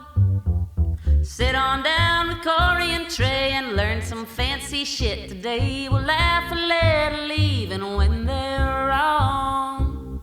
They'll take you to a magical place where if you call someone a cunt, nobody cares. They keep it down. debonair at putting on airs, putting on airs, putting on airs, putting on airs. What's up, cool cats and kittens? It's your man, the posh Dr. Trae Crowder, coming to you live for another edition of Clearing the Airs with me and my co-host, Corey Ryan Forrester. How you doing, Corey? Oh, I'm doing good, Daddy-O. Just sitting here on the ones and twos trying to stay in the pocket all day. You know what I'm saying, baby? That's right. Now, listen, I had eye surgery, y'all. Don't Yeah, freak out. if you're not watching this and you're just listening, Trey has Yep. Stevie Wonder glasses on. Yeah, I got sunglasses on, and it's because my eyes are very sensitive and also look like zombie eyes right now because I had surgery to correct double vision. It's the second such procedure I've had in the past 2 years. Hopefully, it will be the last one. You know, and got to lose no sleep over me. I'll be okay. But yeah, I'm mostly just sparing y'all my horror show appearance at present. That's what's going on. But it has the side effect of making me look like a real smooth operator.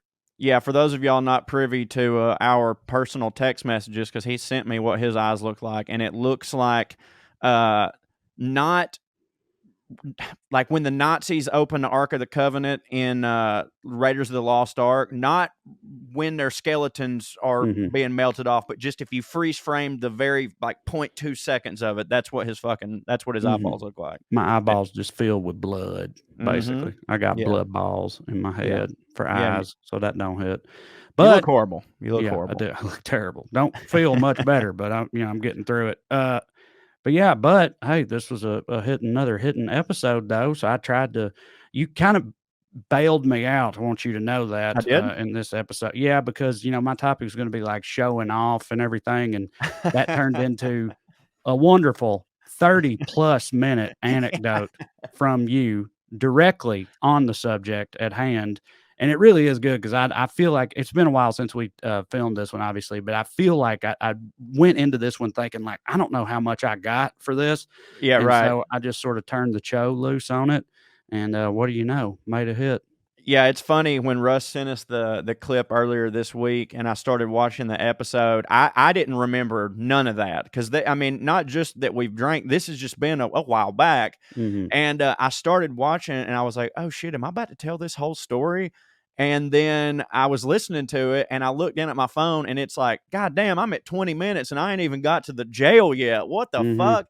But yes, that was a tremendous and, kind of an origin story of me in general. But yeah, great episode. Thanks for everybody who's been supporting the show. Our goal has been to increase our listenership and viewership every week, and we are still heading in that direction. So we appreciate you.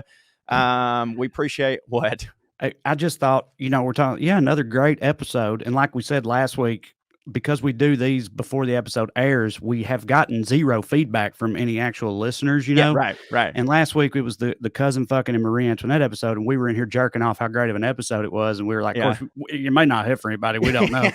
and then this morning, and I know it did hit for plenty of people, but this morning I got a notification from you on Twitter where you had responded to a guy, and I went and looked, and that dude just added me at Trae Crowder, said, I'm a fan, but I'm so much dumber after listening to this stupid bullshit. And it was the cousin fucking clip. So it just made me think of us, what we were saying last week. Like, probably ought to get at least a little bit of feedback before just assuming that it hits for everybody. Because, apparently the cousin fucking wasn't the deal for that guy, I guess. He wasn't into it. That's okay. A lid for every pot, as they say. And we're not for everybody. But goddamn, how can you not love a good cousin fucking episode? I had fun with it. I did too. Yeah. But Sorry this week got dumber, but what are you going to do? What are you going to do? Dude, anyone that takes time out of their day to quote tweet a video clip suggesting that it didn't hit for them, to me, couldn't get any dumber. You know what I mean? Yeah. So I remember hearing Nate Bargatze talk about that on a podcast he was a guest on. How he had just started a podcast, and he was talking about how he thought that was so funny, how many people did that. Is it's like they listen to it, they decide they don't like it, and rather than just deciding, I don't like that, I'm not going to listen to that anymore, they're like, oh, wait, hold on. But first, I really ought go find the guy and make sure I let him know how much I don't like it. and that I will not be continuing on, because otherwise this exchange wouldn't really be complete. Like, I couldn't just make a decision and go on with my life. I need to take time out of my day to ensure that he understands that he did not hit for me. Right. Me personally. Because the funny thing is too, is that guy opened with like, I'm a fan. You know what I mean? And this I feel like that's just to make it hit harder. Like the criticism is like, just so you know, I think you're great and I hate this. Well, that's the thing. Like, maybe I've said it on here before, but like, I understand 5-star reviews and I understand 1-star reviews, but I don't understand 3 and 4-star reviews. Because like, to me, if I only feel a 3 or 4 about something, I have nothing else to say. Like, if it's a 5, I'm like, fuck yeah, check this out. And if it's a 1, I'm like, this is garbage. But if I'm just like, look, no, whatever, I just don't understand going out of your way for that. But hey, most people, 99.9999999% have given us 5 stars over on all your podcast apps. And we appreciate that. And if you haven't already, it'll take you 2 seconds to go over there, leave a review, give us 5 stars. It seems, innocuous, is that the word? It seems innocuous means harmless. Okay. Inconsequential? It seems inconsequential to you, but it really genuinely does help our podcast and other podcasts that you're a fan of. Do that for them. It takes 2 seconds. But and as you know, you can always email us at puttingonairs@gmail.com, where this week, Trae, we have some doozies. Are you ready for me to read them? I sure am, Daddy. Okay. All right, Daddy. Howdy, y'all. This is from Jenna Felice. Howdy, y'all. Loving the new podcast edition. I just wanted to share a story from a born and bred Californian who moved to Mississippi. At the time, 2003, all I knew of the South was that my civics teacher said, if you ever want to see a dirt floor inside a house, go to Mississippi. So I graduated That's the state slogan, I think. They codified that. So I graduated high school, and that's what I did. I love that as soon as she graduated high school, I was like, I gotta go find a dirt floor in Mississippi. Yeah, that sounds like what's up. Yeah. No dirt floors, but I did spend a lot of time trying to help folks pronounce my name, which is Jenna, not Gina, Jana, or Jenny. My coworkers at the Captain D's, legit, took to just calling me Callie. We do that. I had to be permanently removed from the drive-thru because I, quote, talk too fast. And to be fair, I had a hard time understanding customers too. I insisted that dirt roads were all driveways. And I thought the sound cicadas made was an electrical short somewhere, and had always assumed that lightning bugs were as fictional as fairies. Years later, someone I had crossed paths with back then would remember me by the side gel conversation we had. Do I not know what that means? SIGEL, side gel, whatever. Conversation we had, which began with her asking, "Are y'all some kin?" and finally ended with me giving up and saying, "What's sumpkin?" I don't know what. Thanks to all y'all do. I died laughing at the Portland show. Oh, thanks, Jenna, for coming out. Apologies for the long email. Love, Jenna or Gina. It's whatever. Maybe sigil. Sigil, maybe. No, I'm thinking of vigil. Never mind. I don't know. Well, a sigil's like a crest, so I have no idea. That's true. Yeah. I don't know. Yeah, I'm trying to. When we go over to Europe in a couple of weeks, I'm trying to get my sigil on some shit. Mm-hmm. So thank you, Gina, for that lovely message. And then we got one from Nancy Frazier, who we know Nancy Frazier. That is Texas Meemaw. Mm-hmm. Nancy, we love you so much. Thanks, Trae, for the glorious math thought experiment that you read through in the last episode. Corey, you said something at one point about talking about large numbers would lead to talking about billionaires or something like that. But then Trae went full brain-melting, universe-level, holy crap, okay, that's enough painting. As I'm trying to read out the words that she spelled. Anyway, in case you'd like to get back to billionaires, try the description I like to best to describe how ludicrous it is to think of any human being having even $1 billion is to follow To follow this, we'll be using average salaries and nice round numbers for this example, as we're trying to keep brain melting to a minimum. First up, let's meet our average American working gal. She's going to work for approximately 40 years of her life, ages 25 to 65, and each year she's going to make close to the current median income for the U.S. For a woman, that's $50,000 a year. Miss Average will therefore earn $2 million over her entire working lifetime. Meanwhile, Mr. Doing Better is pulling in $100,000 each year of his 40-year working life, so his total lifetime earnings are going to come in at $4 million. Miss Working Poor is only earning $25,000 per year, so she'll only earn $1 million over her working years. Perhaps 30% of working Americans will not reach $1 million in total lifetime earnings. Okay, so now we hopefully have a better grasp of how much $1 million is when considered against a person's entire lifetime of work. Yes? So let's revisit where we started, trying to understand how ludicrous it is to think of anyone earning $1 billion over their lifetime, let alone in a year or a month or every few fucking hours. To best understand how ridiculous it is for anyone to earn even $1 billion, in my view, needs only to understand what a billion actually is. 1 billion equals 1,000 million. Thus, Mr. Billionaire will earn $1,000 million over his lifetime. I have long believed that there has never been a single person that has ever lived on Earth that has been worth $1 billion, because it is not possible for one person to contribute so much more than so many other people combined. Each and every human endeavor stands on the shoulders of every other human who has come before. A billionaire is an obscenity. So, anytime y'all want to throw and eat the rich as you discuss truly contemptible fancy people, please feel free. Fuck them. I would like to say that I think that Jay-Z, as a billionaire, has contributed $1 billion to the world. All right. Yeah, I'm not going to argue with that. Don't you think? Yeah. And I mean, Bill Gates, does to charity and stuff, and you'd have to say that the stuff that he did for computers was worth $1 billion. Yeah, I'm not going to argue with that. Some of these people, they do hit. Yeah. Some of them, a little less. Okay. Last one here. Wanted to end on a bang, pun very much intended. Okay. This is from Heather Smart, and the subject of the email is cousin fucking mother-in-law. Here we go. Oh, no, I've got two more left. Love y'all to the moon. Love y'all to the moon and drunk as Cooter Brown. My mother-in-law informed me the other night that she was on the phone with her cousin, and he proceeded to try and talk her into fucking. They're first cousins and both married, but my father-in-law is still in prison till the Lord brings us home. Shoot your shot, cousin Randy. He no better time than the present. He figured she needed the comfort of a man's touch and a Sure. good dicking because, quote, you don't want to be lonely your whole life, do you? She turned him down, in case y'all were wondering.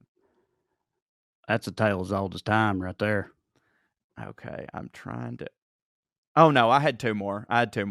Because this is from Phoenix Hauser, subject line, cousin fucking Colombians. Okay, here we go. My baby daddy is Colombian, South America, not South Carolina. When I was living with him and his father here and there, their family from Medellin, Colombia would call and they'd put them on speakerphone and catch up. One day, my ex was talking to two of his female cousins, and one of the cousins goes, so you still with that white girl? Why? When you could come down here and be with me. And he goes, you're cute, but that's not how Americans do things. And she goes, me and Marta will treat you well. I won't be jealous of her like I am that white girl.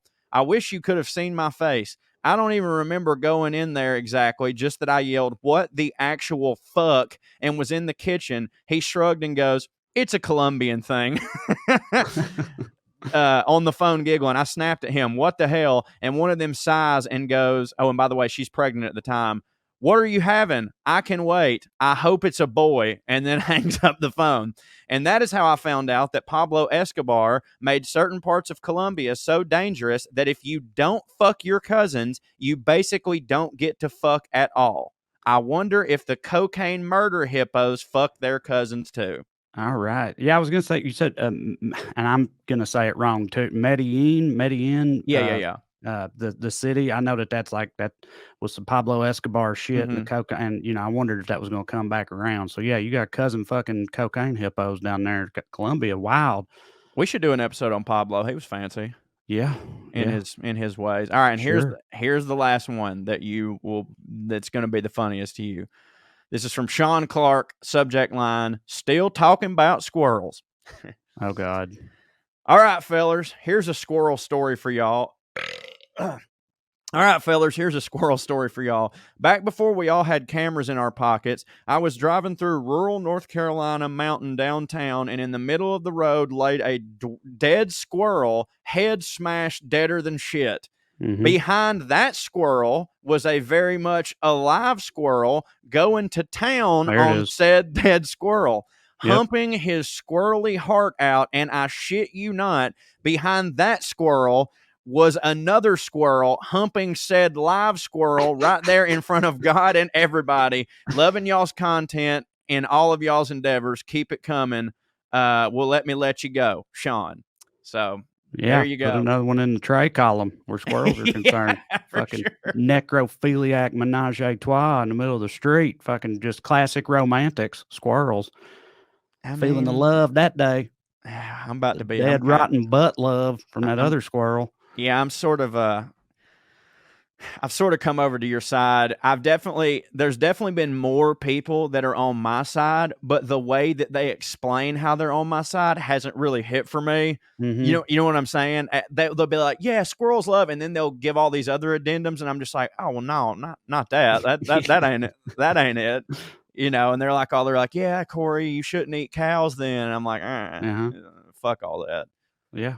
So there's the airmail from this week. Thanks for sending them in. Like I said, you can email us at puttinonairs@gmail.com. We hope that you are enjoying the show. And as we always like to say, if you're enjoying it, it stands to reason that your friends will like it because you're usually friends with people who have similar sensibilities and taste. So if everyone would tell one of their friends and they download the podcast, boom, doubled our shit. Which would hit. All All right. right. See y'all next Fancy time. Friday. That's right. Skew. Skew.